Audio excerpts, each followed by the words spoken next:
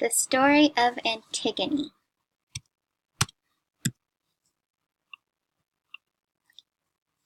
To begin, let's look at family as a whole. In a family, it is typical for parents to have more than one child. The child would then have siblings of either a brother, sister, or maybe even brothers and sisters. When it comes to siblings, there is no denying or getting around the fact that they won't always like each other or be friends. Brothers and sisters find something to fight over. At a young age, it could be over a certain toy. As they grow older, it could be arguing about chores they have, and in high school, it could be about who gets to drive the car. Growing up, siblings won't always appreciate each other. However, as they do grow older, the arguing will subside and they will want to spend time together. In the play Antigone, siblings arguing is apparent at the beginning. In the play, there are 12 characters, and I'm going to focus on 3, Antigone, Ismene, and Creon. Antigone is the protagonist in the play and the daughter of Aeodipus. She has a sister, Ismene, and 2 brothers, Eteocles and Polynices. Creon is the king of Thebes, but also happens to be Antigone's and Ismene's uncle. Even before reading the play, the audience knows that the play is very much about family, considering the characters are related. At the beginning of the play, Antigone and Ismene's brothers are both deceased. Eteocles' body was laid to rest according to law and custom, and the dead will respect him in Hades, while Polynices' sorry body can't be touched, and the city is forbidden to mourn him or bury him. No tomb, no tears. Antigone is upset with how different her brother's burial was handled. So, she takes a stand and sets out to properly bury her brother. Ismene knows that is wrong and tries to stop her sister from going. Antigone does not listen and leaves Ismene. Antigone is caught and taken to their uncle, the king.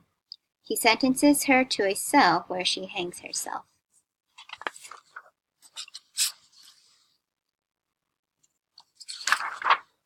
Antigone is the protagonist of the play, which is significant considering the time period of this play. She has a mind of her own and marches to the beat of her own drum. She is not afraid to stand up for what she believes in and suffer the consequences. She is willing to lay everything on the line, including her life. Her sister Ismene is the opposite. In a family, there is the child who likes to push the boundaries and see how far they can go before getting in trouble. Then there is the child who listens to what they are told and doesn't break the rules, or in Antigone's case, the law. Ismene is the child who listens and knows her place. Compared to Antigone, Ismene is timider and is considered the good girl. She does what is expected of women during this time and tries to stop her sister from breaking the law. She tries to reason with Antigone, who does not listen. Before going out to bury their brother, Antigone and Ismene get into a disagreement. Anyone with siblings can relate to having those family disagreements. However, nobody has had a disagreement about whether or not someone should break the law in order to bury their brother. As mentioned earlier, Creon is the king who also happens to be Antigone and Ismene's uncle. Creon's guards catch Antigone and takes her to the king. The king confronts Antigone and she does not deny it and admits to knowing that she was violating the law.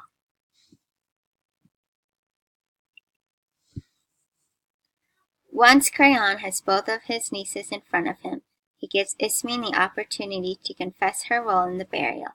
She confesses to her uncle and is willing to accept full blame. Her sister won't hear of it and tries to keep Ismene from making a mistake.